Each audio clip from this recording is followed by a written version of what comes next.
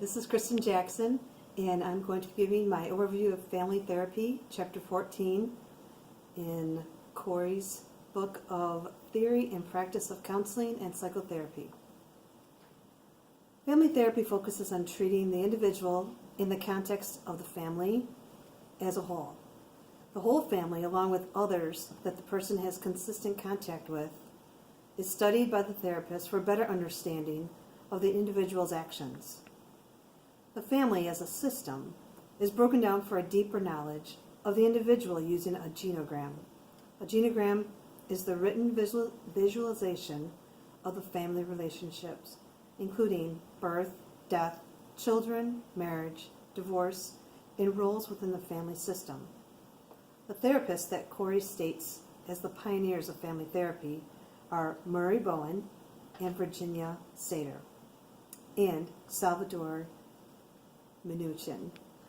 Bowen developed the multi-generational family therapy, in which the goal was to help the individual learn to gain an understanding of how to have a non-reactive approach to family relationships, and for the parties involved in arguments or discussions to not involve a third party or have them take sides. Sater pioneered the human validation process model that stressed communication and the importance of emotional nurturing.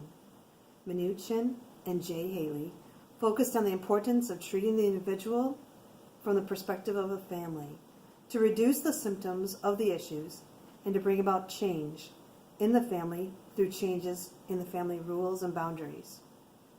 Another model Minuchin and Haley introduced was the structural strategic approach, which summarized the family system of everyone in the family unit and the roles they play within the family unit.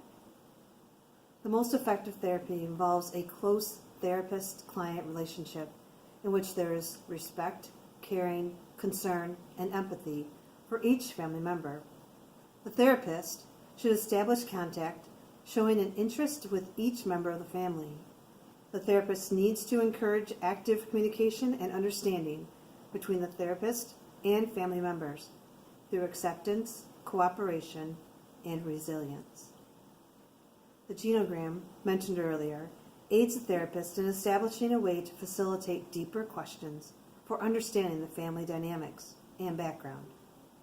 This leads to a collaborative effort between the family, the individual, and the therapist to develop the plan and insight for change. This is where each person in the family system has to be accountable and responsible for themselves and doing their part as part of a whole. The therapist needs to provide the family with the tools to be able to act and not react when emotions get involved. As Corey states on page 422, an integrative approach to the practice of family therapy includes guiding principles that help the therapist organize goals, interactions, observations, and ways to promote change, perceptual, cognitive, feelings, and behavioral changes. When the family enters therapy as a system, they are not there to place blame on any one person, but to find a solution to any issues that the family as a whole has. In regards to family therapy with the case study of Zachary Michael Jones, in reviewing the case study of Zachary Michael Jones, it would be beneficial to set up a family therapy session. In order for Zachary to experience growth and changes in his behavior, there must be an understanding established in regards to his family system. He has stated that he lives with his mother, father, and an older sister.